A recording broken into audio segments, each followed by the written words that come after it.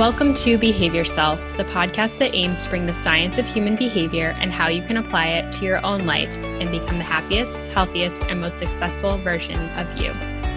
We're two behaviour analysts with backgrounds in personal training and nutrition who've struggled in the past with confidence, weight loss, breaking promises to ourselves, and constantly trying the quick fixes.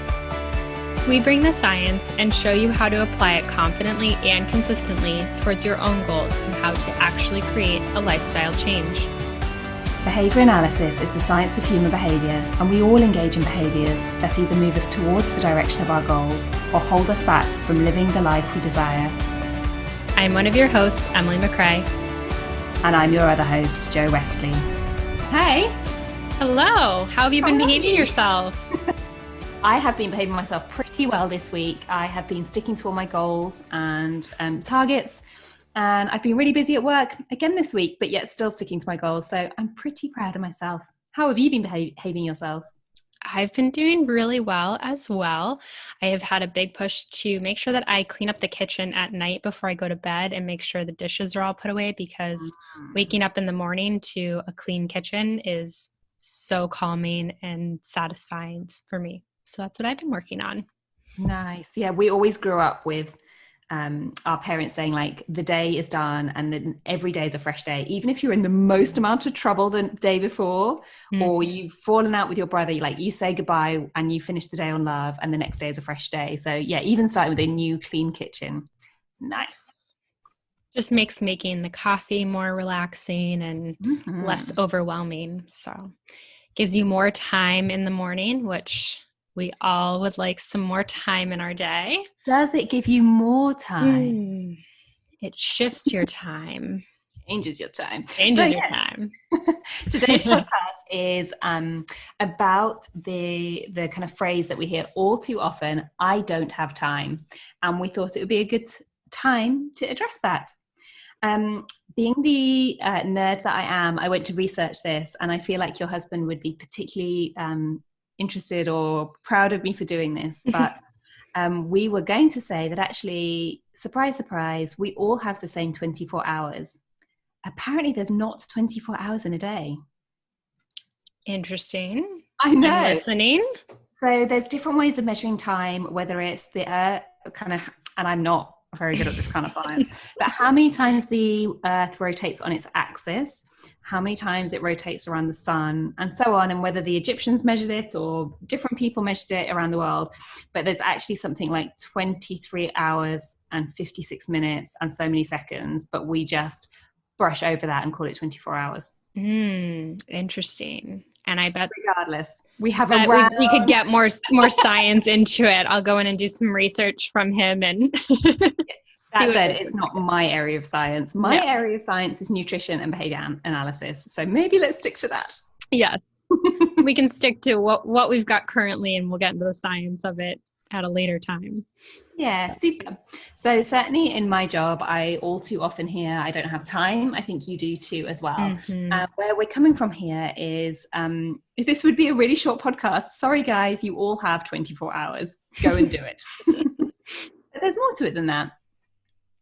There is. And it's really the shifting of your environment, as we've talked about in the past, changing your environment and looking at it to see where is your time going, because you are spending that time somewhere. And so we can start to collect data and see where is that time actually going, because it's really easy. I have clients that say, I just don't have time to get to the gym 3 days a week, or I don't have time to do a 10-minute workout.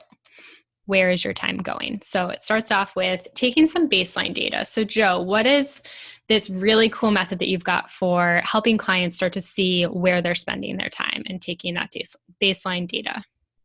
I'd like to say it's fancy. It's a Microsoft Word document that I'm happy to share with everybody that breaks down a 24-hour day into 15-minute time slots. And I get myself, when I think I'm running out of time, or my clients to fill out of what they're doing for each 15-minute time slot for the whole 24-hour period, excuse me, for 2 or 3 days at a time. to see where their time is actually going. So it might be 15 minutes I was writing a report, for 15 minutes I was doing the dishes, but you note down for each 15-minute time period what you were doing in those 15 minutes. Obviously around hopefully 6, 7, 8 hours if you're lucky are blocked out for sleep, but everything else you're noting down your activity. And it's really useful because even the busiest people in the world find that there's a huge number of those 15-minute time slots that they almost don't want to write down the activity that they were doing because maybe they were playing on Candy Crush, maybe they were watching, do you have Love Island over there? They maybe were watching trashy on TV. Netflix, yeah, whatever shows are on Netflix. Bachelorette or whatever. Yes, yeah. Yeah, it's really easy it's just like tracking nutrition. If you don't track it, it doesn't count, but it actually does. And you can very easily watch a 30-minute episode on Netflix and it immediately goes into the next one and takes you right into it. So those 15-minute chunks are going to add up quite quickly. Yeah. Unfortunately, we also sometimes have the baseline data of if you have an iPhone, Apple has started sending you a message each week of your screen time has increased by 99% this week. So that's another way, I guess, to take baseline data if you want to see how much time you're wasting on screen time. Although I guess if you've got a job that revolves around using your phone a lot, that's not so good. Anyway, baseline data, just getting a blank piece of paper or I'm happy to send this worksheet out of noting down what you're doing for every 15-minute time slots for 24 hours and seeing what you're spending the time on. And then from that, looking at of the activities that you've been doing, are they things that are moving you towards your goals? Are they part of, working towards your values? Are they a priority for you? Or are they not? And then do we need to redefine what your priorities are? And with priorities, you may have different priorities based on your life. Joe and I are 2 young women. We're married. We don't have kids. We don't have pets. Our responsibilities are to our jobs and our marriages and our friends and family. And though those are our priorities, we don't have a million and one things that we're juggling in certain senses that other people are juggling. So they're different things that we're juggling. Sorry. We're juggling lots of things. We are juggling lots of things. I don't know. Of things. We don't have children. But it's different for each of our clients. We both have different priorities within our lives of what's the highest priority right now for us in terms of our goals and also the millions of things on our calendars that we have and then in our family lives too. And it's really based on you and your individual goals. If you have kids and they're in Zoom school at home right now, your life has probably changed significantly. So if you tell me I don't have time to go out for a 5-mile run like I used to, you probably don't because your life has changed dramatically in these 7-8 months. Totally. But I think there's also a way of framing that in that. I know certainly a lot of my friends who are mums are beating themselves up saying, well, I don't have time to work out for half an hour like you do right now because I'm homeschooling my child and I feel bad about that, which is such a shame. Like, how about you reframe that of, I get to spend this time with my kiddo and that the kiddo is my priority right now. Mm-hmm. And you can come back to exercise at a later date, but you are choosing to prioritize your child over exercise right now, which is a much nicer or kinder way of seeing it than I don't have time and I'm letting myself down. Yes, that's a huge thing. And that negative self-talk too of I'm too busy and then I'm failing and I'm struggling, and that all plays into, and then I don't have time. But you have the time, but you're choosing to allot it to something different right now. And people go through phases. I'm sure have been phases in your life, Joe. There's been phases in mine where certain things, your priorities are changing based on what's going on in your life. And maybe just stretching for 2 minutes a day is really where you're at this point, or journaling is your exercise per se right now. And that's okay. And we all go through these kind of ebbs and flows of what is the priority, and your priority is your priority. That's nobody else's thing to determine for you. Yeah. How do you define your priorities? For me, it's the most critical variable that's going to lead me towards my goals. So, what is the biggest thing that's going to get me to the next step in my goals? Right now, my biggest priority is getting more vegetables in. And for me, it seems so simple, but for me, it's giving myself more nutrients, more energy. And the more energy that I have and the healthier I feel, I'm going to be able to put more energy into my work, into my clients, and that will progress forward. So there's a deeper reason than just hitting my veggie goal for the day because I was struggling before. Yeah. What about you? How do you figure out your priority? I'm trying very much to get more into acceptance and commitment therapy right now. So looking at Mm. values and defining priorities that way. I am in no way an expert and I am working on it. In the past and up until now, I think I have used the perhaps not so healthy way of like the house is on fire. Therefore, what's the first priority? And then what's the second priority? And literally, how would my house and like my life, or how would my house or my life not burn down if I didn't do these things? And then what do I have time for to save the dog in the house? And like using this analogy, like almost like what do I panic do and what is needed to be done? And then what can I do extra? Which isn't, I think, maybe the best way of doing things, because certainly when coronavirus hit and we all had to stop and slow down a little, I realized that I'd been running on this treadmill away from the burning building of life, putting so much time and effort into things just to stop my house from burning down or to stop my career from failing. And actually, I wasn't working towards my true values. So I'm excited now about really defining what's important to me and important to me in life. What's going to be important to me in a year from now or 5 years from now or 10 years from now, and starting to work more towards those. But yeah, I suppose if I was going to try and help a client define their priorities, looking at the different areas of life, whether it is family, education, work, leisure, social life, and looking at how they're doing in each of those areas and what they'd like to do better on. And then note, as you were saying before, you can't do better in all of them, but maybe picking one priority to work on right now. Yeah. And it's, you don't have 7 arms to do everything with. You've only got you. So also give yourself that grace of you're one person. Do a few things each day and just keep pushing it forward a little bit each day, and it's going to build on itself, and you're going to gain that momentum and that understanding of where your time is going and where you're prioritizing. And I think, like you said, Joe, it's really easy to kind of get into these looking at society or social norms and thinking I should be doing this or I should be changing this behavior. But if that's not important to you, A, it's going to be more challenging for you to achieve that goal.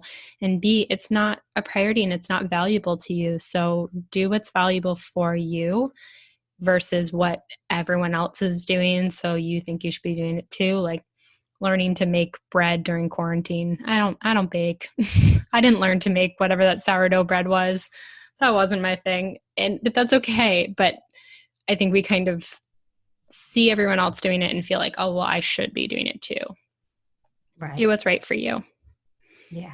I tried to make sourdough bread, but my starter went moldy, so I gave up. Sounds like a me saying that.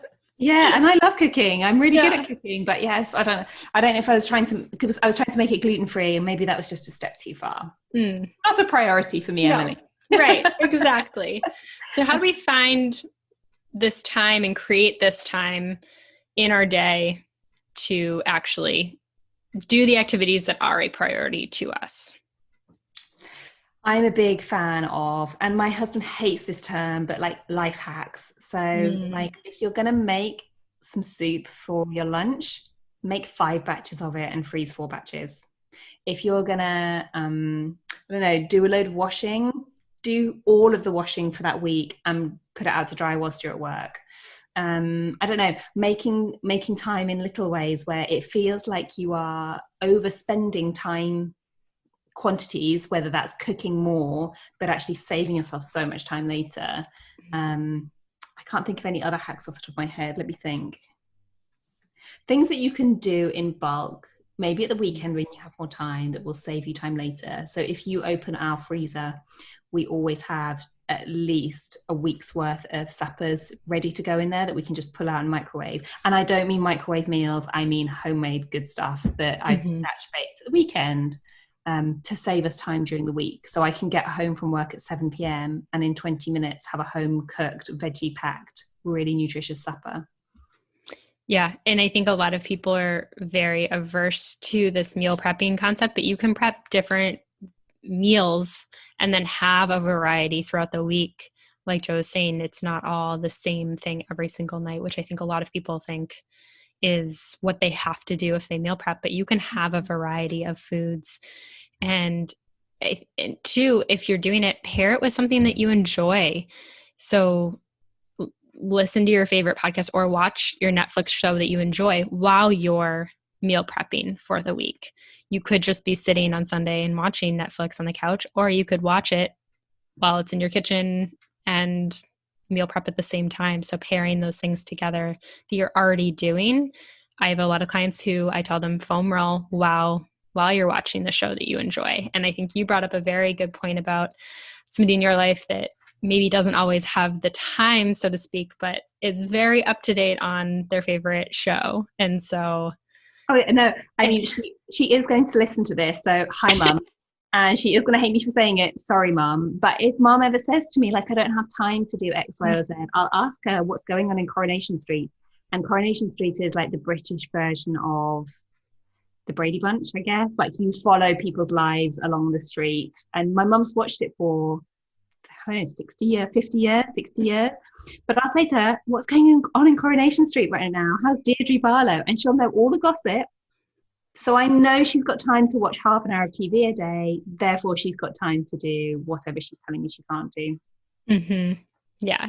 And that's where that baseline tracker will come into play of where you're really spending that time and bringing it to awareness.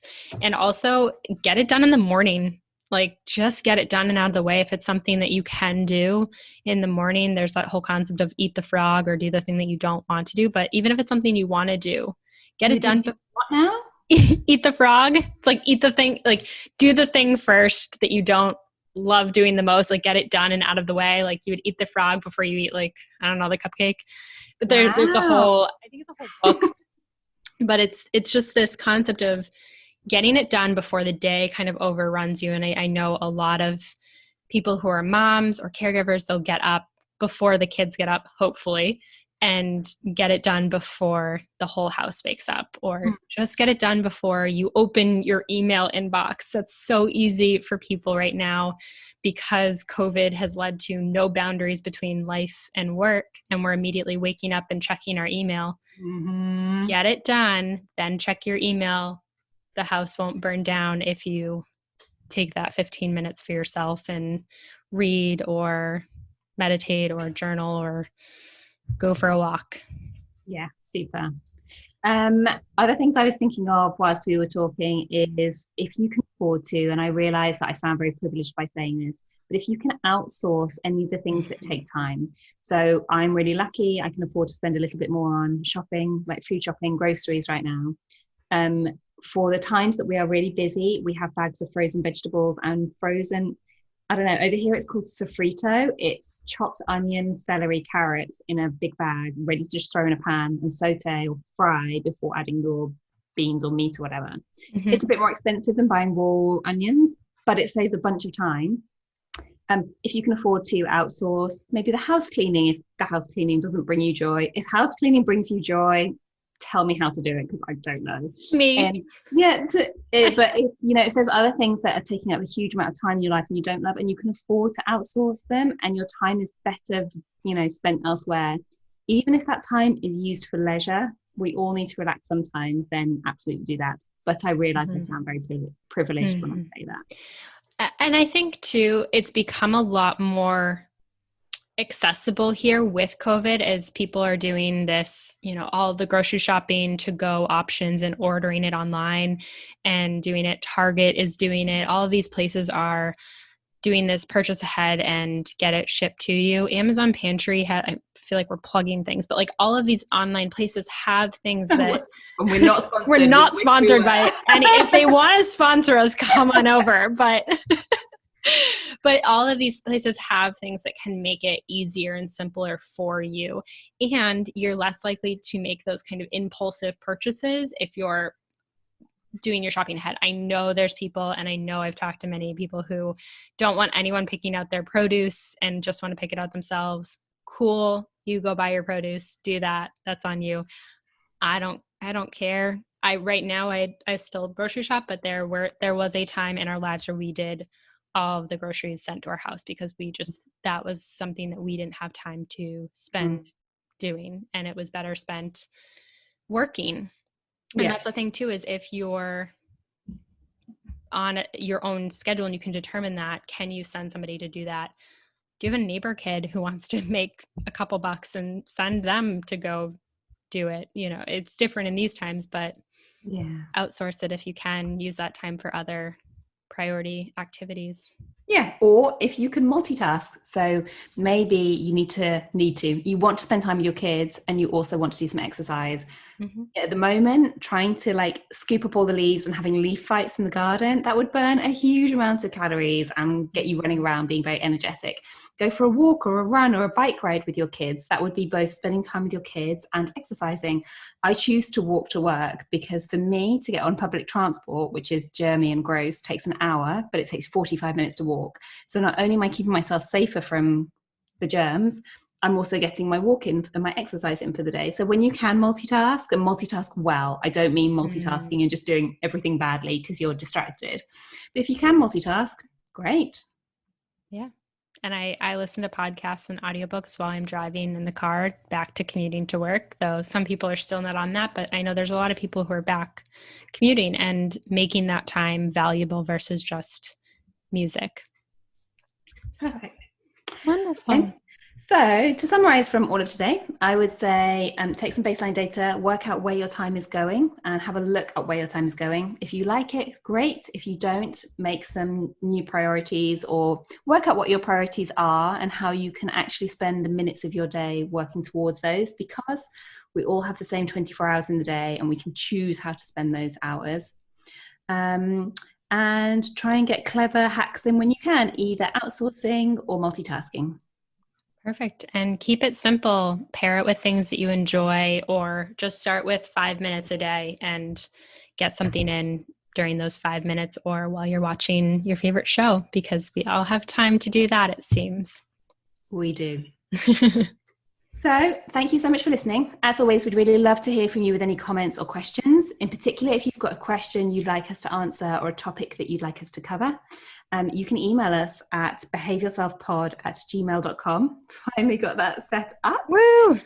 If you want to find us on Instagram, you can find Emily at emily.a.mccrae, MACRAE, on Instagram, or you can find me on Instagram at The Behaviour Lady, and behaviour is spelt with a U because I'm British. And as always, thank you so much for listening to us. If you want to connect with us more, you can also find us at behaveyourself.mn.co, and we'll have the links to the worksheets in there, and you can find that baseline data information for your day there. And please subscribe to the show wherever you get your podcasts while you're there. We'd be super grateful if you left us a review and helped us get this out to more people to change their behaviors. Perfect. Quick disclaimer, because I want to keep my certification. We're both behaviour analysts and qualified in our respective fields, but we're not your behaviour analysts. This podcast is for education and information sharing only and shouldn't be taken as personal, medical, or behavioural advice or services. And on that note, I'm going to go enjoy my Sunday evening. Same here. I will see you next week. Bye. Bye.